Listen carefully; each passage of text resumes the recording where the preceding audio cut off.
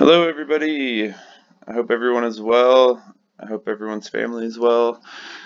It looks like we're going online for good, I would say, for the rest of the semester, or let's at least prepare for it. So I'm going to release chapter 15. We're going to start impulse momentum theory and the conservation of momentum. I did post that I would like you to derive these things as well as do the example problems and submit those. I think it's by the Tuesday we come back from spring break. This is worth 2 quiz grades, so please do it. I think it will be valuable for all of you, and I would do it every section, honestly. Make your own notes, right? And also, we have a discussion that I emailed you, or will plan to, as soon as I get all your emails. And we're going to try to use WebEx at first, but might have to use something like Google Hangouts instead. I'm not sure. WebEx has worked so far, but I haven't tried it with 42 people. But it'll just be a short discussion twice a week at normal class time, and we will talk about anything that you would normally raise your hand for. And please be open and ask questions, because you're not the only one. I cannot do this through email. We need to do this as a team. So that being said, let me erase all this and let's start. Note to self, make eraser bigger. I hope y'all are making the best out of this, at least. I don't know if that's possible, but I'm going to try to make the best out of it for y'all. This is not going to be a small task, but I'm ready for it. So here we go. Chapter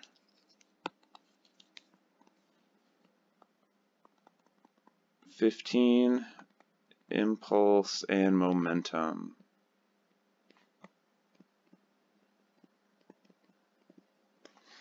Okay, here we go. Let's start with the definition. The summation of the forces is equal to mass times acceleration. And let's remember that we can define acceleration itself as the change in velocity with respect to time. Okay, I'm going to go ahead and rearrange this and do some substitutions. Say that the summation of the force, or all forces acting on the body, is equal to the mass times the derivative of velocity with respect to time. I'll take the dt and throw it on the other side like the calculus teachers love us to do, and I'm going to rewrite this as the summation of the forces acting on the body, and we're going to integrate that with respect to time, from t1 to t2. And on the right hand side, guess what? We're going to integrate it with respect to v. So we'll say from v1 to v2. This is going to give us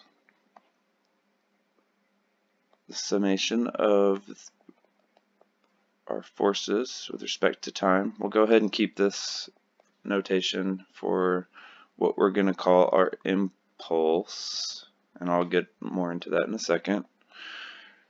And on the right hand of the side of the equation, we end up with mv2 minus mv1.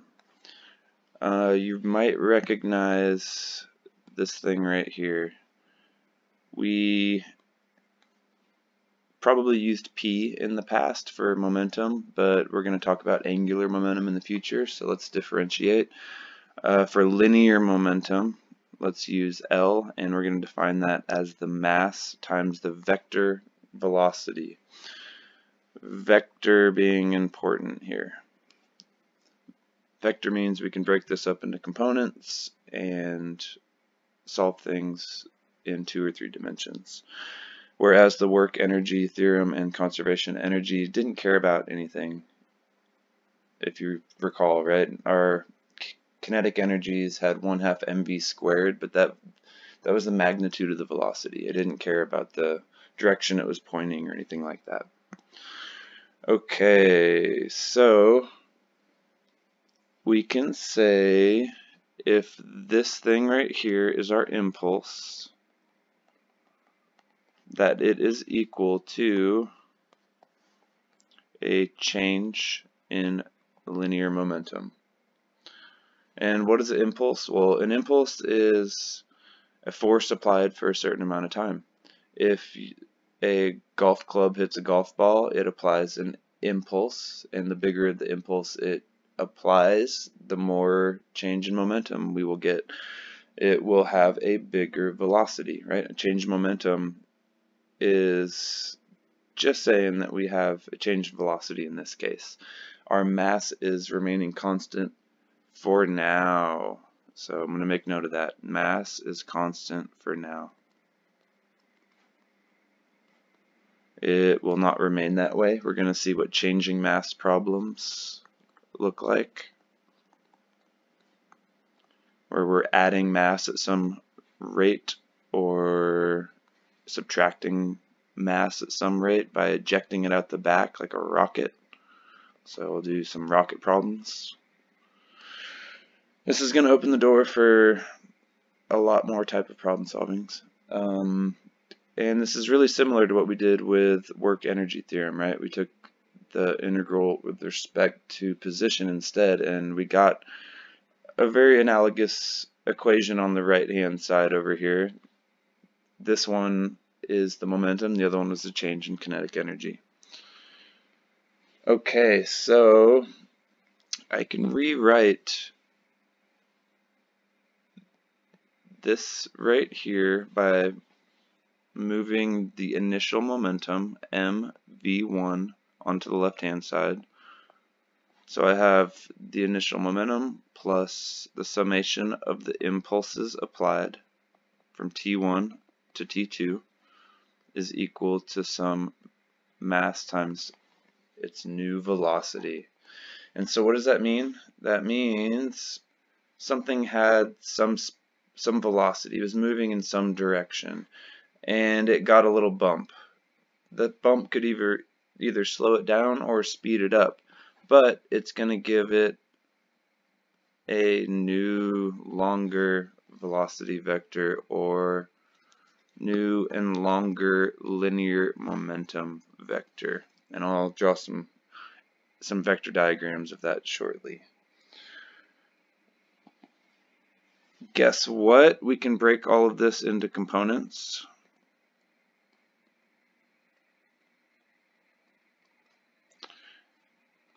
And that meaning we can say the mass times the velocity in the x direction plus the impulses applied in the x direction from t1 to t2 is going to equal, get rid of that vector sign up there, it's going to equal the mass times v2 in the x direction. So we're going to get one of those for y and for z as well.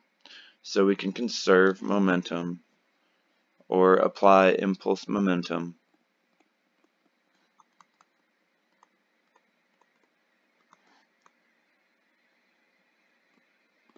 theory to all directions. And in collisions and things like that, we do need to know what the change in velocity is in each direction, or the change in momentum in each direction, to get a vector sum.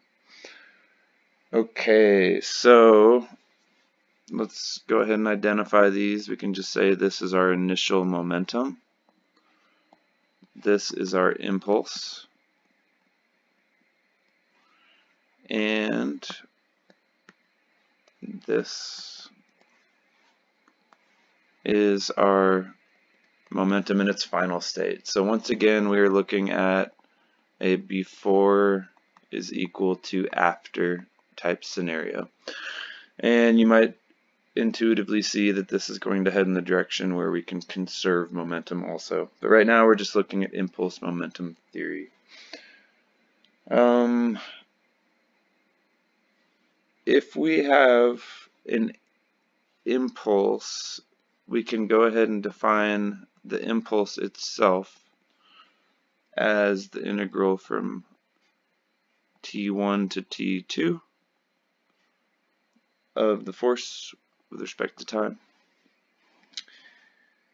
And what if the force is constant?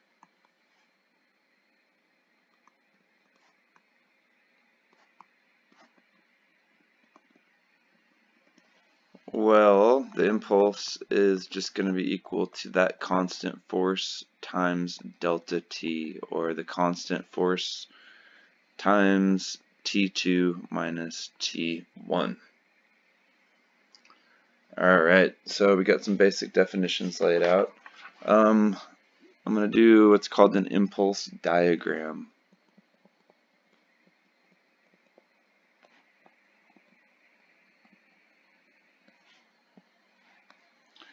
So we saw before,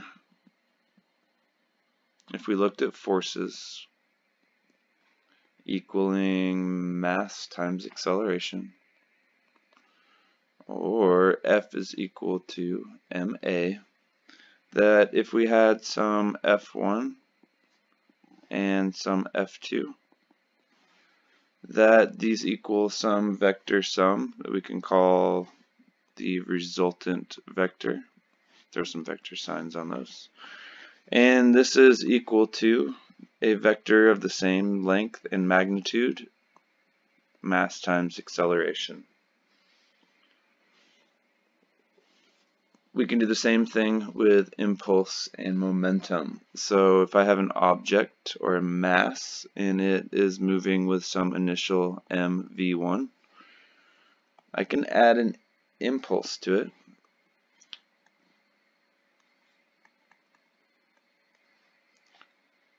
And that's going to give us a change in momentum and point us a new direction.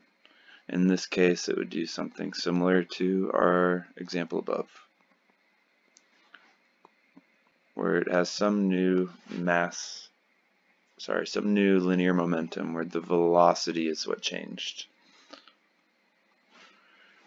Okay, so what we're looking at is a mass times velocity and impulse, and that's going to equal mass times its new velocity, so L1 and L2. Okay, so let's wrap this up by looking at what graphs of these mean. If I wanted to plot something's force versus time, and let's say this force is variable, maybe something like this, and we're going to look at T1 to T2 as discussed previously. The area under this curve is what we're going to call the impulse.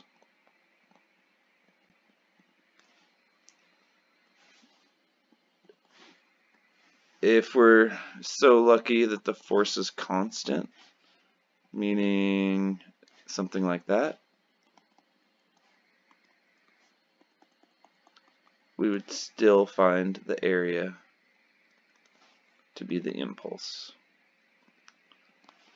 This one above with the, let's call it a non-constant force.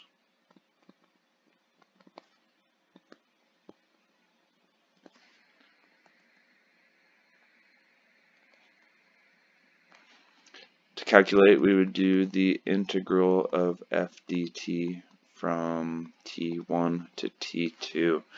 For this one, we would just have to multiply that constant force times the change in time.